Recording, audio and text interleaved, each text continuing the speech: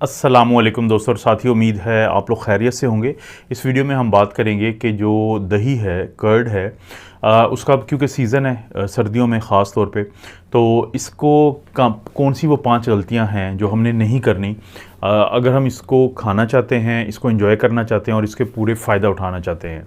तो उनमें से जो पहली गलती हम अक्सर करते हैं, आजकल आपने देखा होगा कि बहुत सारे लोग ये जो क्योंकि खाना बनाने वाले चैनल्स बहुत ज़्यादा हैं, तो वो अक्सर आपको बता रहे होते हैं, पाकिस्तानी, इंडियन, जो फ़ॉरेन होते हैं वो भी, कि आप दही को गर्म करें मुख्तलिफ़ चीज़ों के साथ मिला के। लेकिन दोस्तों, ये गलती होती है कि दही को अगर आप गर्म करेंगे, तो देखें, दही खाने की कुछ वजूहात हैं। इसके अंदर प्रोबायोटिक्स होती हैं बहुत ही ज़बरदस्त, यानी बहुत ही ज़्यादा इसके अंदर अच्छे बैक्टीरिया होते हैं। और जब आप उसको और न्यूट्रिशन भी होती है इसके अंदर बहुत ज़्यादा। जब आप इसको गर्म करते हैं तो एक तो प्रोबायोटिक जो हैं वो ख़त्म हो जाते हैं और इसके अंदर जो न्यूट्रिशन होती है वो भी ख़त्म हो जाती है। लेकिन इसके साथ साथ दही को गर्म करने से जिल्द के ऊपर मुख्तलिफ़ किस्म के मसले बनते हैं और बहुत सारे लोगों को एलर्जी भी ज़्यादा होती है दही को अगर गर्म करके इस्तेमाल किया जाए। तो पहली जो गलती आपने नहीं करनी है वो ये है कि आपने कोशिश करनी है कि दही को गर्म ना करें, चाहे खाने के साथ या किसी भी रेसिपी के साथ। दूसरी एक और गलती लोग कर सकते हैं कि दही की जगह पे प्रोबायोटिक्स कमर्शियली मिलते हैं।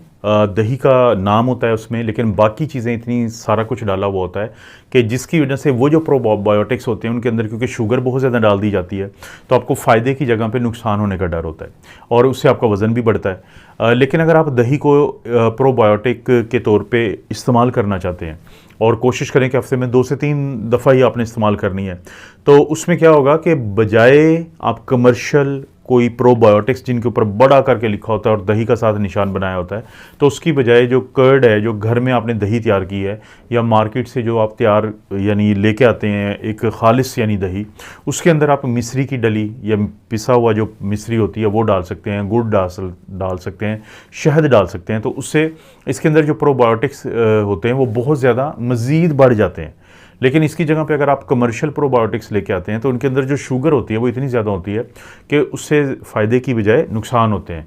तो दही को एज ए प्रोबायोटिक इस्तेमाल करना है तो गलती क्या नहीं करनी कि कमर्शियल जो दही होती है प्रोबायोटिक्स जिसके ऊपर लिखा होता है वो इस्तेमाल ना करें, बल्कि घर की दही को ये जो 2-3 चीज़ें मैंने कहीं, अगर आप शुगर के मरीज़ नहीं हैं तो इनको डाल के आप इस्तेमाल कर सकते हैं। तीसरी गलती जो लोग कर सकते हैं दही खाते हुए वो है कि इसको एक तो रोज़ाना नहीं खाना। ये गलती है अगर आप रोज़ाना दही खाते हैं, बल्कि कोशिश करें कि हफ़्ते में 2 से 3 दफ़ा आप खाएं ताकि आपको इसके ज़्यादा से ज़्यादा फ़ायदे हो सकें।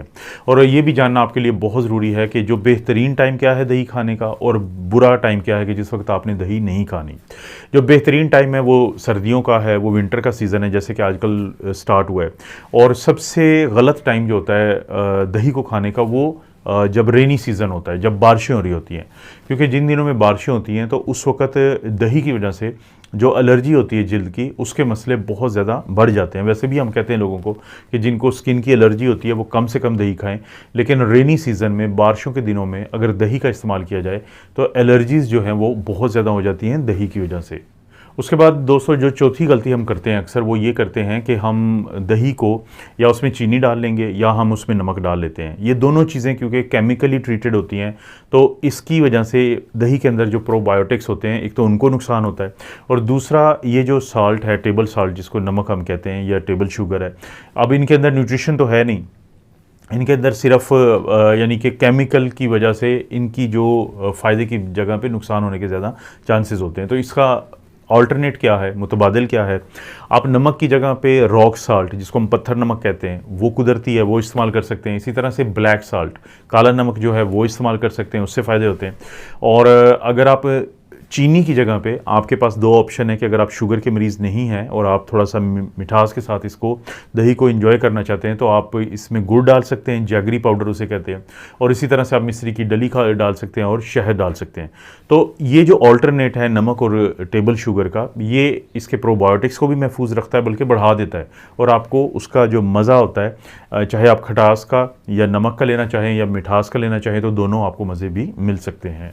दोस्तों, जो पांचवी एक गलती है जो आपको नहीं करनी है, वो ये है कि रात के वक्त दही मत खाएं। जब हम दही के फ़ायदे बताते हैं अपनी मुख्तलिफ़ वीडियोज़ में, तो लोग बहुत ज़्यादा शैदाई हो जाते हैं, बहुत ज़्यादा कोशिश करते हैं कि वो दही को फिर इस्तेमाल करें।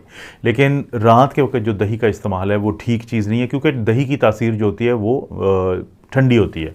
तो अगर आप रात के वक्त दही को इस्तेमाल करेंगे तो उससे चांसेस होते हैं कि ये जो म्यूकस होता है, रेशा होता है, ये बढ़ता है, जिसकी वजह से आपको साइनस का मसला बन जाता है, आपको खांसी का मसला बन जाता है, लोगों को ज़ुकाम की कैफियत हो जाती है, बुखार की कैफियत हो जाती है, लोगों को कब्ज़ होती है रात को दही खाने के खाने की वजह से। तो कोशिश करें कि रात के वक्त दही ना खाएँ, बल्कि रात के वक्त जो लस्सी है, हालांकि वो भी दही से बनती है, लेकिन उसकी क्योंकि थोड़ा तासीर और उसकी खसूसियात मुख्तलिफ होती हैं, तो उसका किसी हद तक इस्तेमाल आपको नुकसान नहीं देता, बल्कि फ़ायदा दे देता है। लेकिन कोशिश ये करें कि बहुत ज़्यादा वो भी इस्तेमाल ना करें, लेकिन ख़ास तौर पे दही को रात के वक्त आपने इस्तेमाल नहीं करना। दोस्तों, ये वो 5 गलतियाँ हैं जो दही को इस्तेमाल करते हुए आपने नहीं करनी। अगर आप नहीं करते और इन चीज़ों का ख्याल रखते हैं जो मैंने बताई हैं, तो दही का आपको मैक्सिमम बेनिफिट होगा, फ़ायदा होगा।